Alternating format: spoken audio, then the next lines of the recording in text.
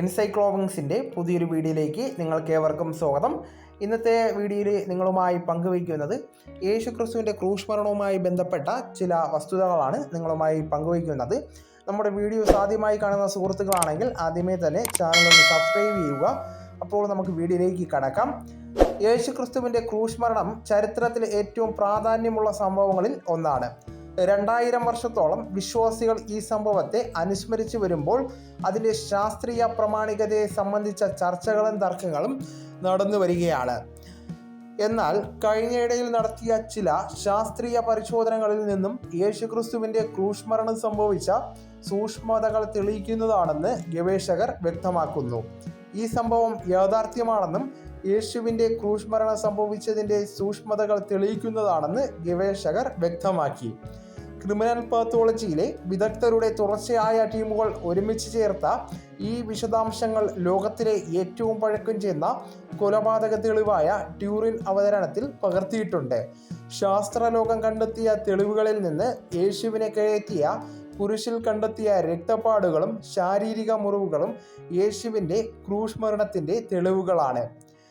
യേശുവിനെ കെട്ടിയിട്ട ക്രൂശിൽ കണ്ടെത്തിയ രക്തം യഥാർത്ഥ മനുഷ്യരക്തമാണെന്നും അതിലെ ഘടനകളിൽ പീഡനം അനുഭവിച്ച ഒരു വ്യക്തിയുടെ അടയാളങ്ങളുണ്ടെന്നും പുതിയ ശാസ്ത്ര പഠനങ്ങൾ തെളിയിക്കുന്നു.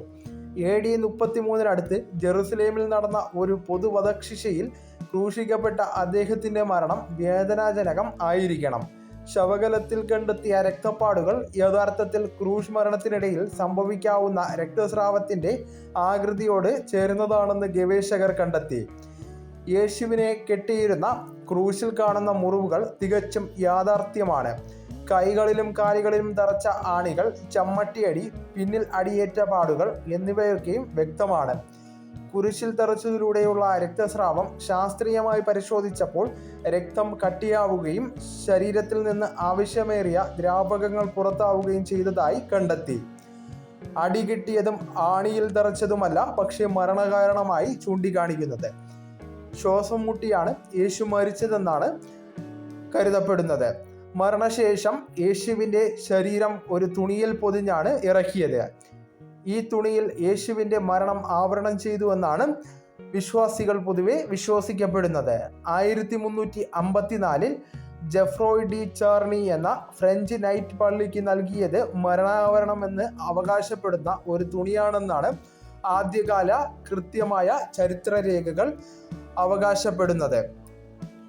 88 ഓക്സ്ഫോർഡ് യൂണിവേഴ്സിറ്റിയിലെ ഗവേഷകർ ഇത് സത്യമാണോ എന്ന് കണ്ടെത്തുന്നതിനായി കാർബൺ ഡേറ്റിംഗ് നടത്തിയിരുന്നു. അവരുടെ പഠനങ്ങൾ 1290 1360 വർഷങ്ങൾക്കിടയിലാണ് എന്ന് രേഖപ്പെടുത്തി. അതിനാൽ കുരിശ് ഒരു മധ്യകാലഘട്ട കൃത്രിമ വസ്തുവാണെന്ന് പ്രഖ്യാപിക്കുകയും യഥാർത്ഥ യേശുവിൻ്റെ ശവവസ്ത്രമല്ലെന്ന് വിധിക്കുകയും ചെയ്തു. എന്നാൽ 2022 കൂടുതൽ പരിശോധനകൾ ഇതുമായി ബന്ധപ്പെട്ട് നടത്തി. ഇവ മുമ്പത്തെ ഫലങ്ങളെ അസാധുവാക്കി. കഫൻ യഥാർത്ഥത്തിൽ യേശുക്രിസ്തുവിൻ്റെ വൃത്താകൃതിയിലുള്ള ഷീറ്റാണെന്ന് സാധ്യതയെ പുനരുജ്ജീവിപ്പിച്ചു. യേശുവിൻ്റെ ശവകുടീരം എങ്ങനെയാണെന്നും കഫൻ ഒരു വ്യാജമല്ലെന്നും എന്ന് നിഷേധിക്കാൻ പറ്റാത്ത ഒന്നിലധികം തെളിവുകളുണ്ടെന്നും ഓസ്ട്രേലിയൻ ഗവേഷകരായ വില്യം വെസ്റ്റ് തൻ്റെ പുസ്തകത്തിൽ പറയുന്നുണ്ട്.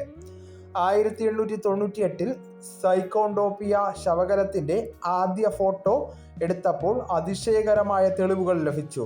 3 ഡൈമെൻഷൻ ഇമേജ് ശവകലത്തിൽ കണ്ടെത്തിയപ്പോൾ അതിശയകരമായ പല തെളിവുകളുമാണ് ഇതിൻ്റെ ഭാഗമായിട്ട് പുറത്തു വന്നത്. പ്രകാശസ്ഫോടനം മൂലം ചിത്രം രൂപപ്പെട്ടതാകുമെന്നാണ് പുതിയ ഗവേഷണങ്ങൾ ചൂണ്ടിക്കാണിക്കുന്നത്. ഇതുമായി ബന്ധപ്പെടുത്തി ആധുനിക സാങ്കേതിക വിദ്യകൾ വന്നതിന് ശേഷമാണ് ശവകലത്തിലെ ചിത്രം ഒരു നെഗറ്റീവ് ഇമേജ് ആണെന്ന് കണ്ടെത്തിയത്. അപ്പോൾ യേശുക്രിസ്തുവുമായി ബന്ധപ്പെട്ടുള്ള ഈ വിവരങ്ങൾ നിങ്ങൾക്കെല്ലാവർക്കും ഇഷ്ടമായെന്ന് കരുതുന്നു.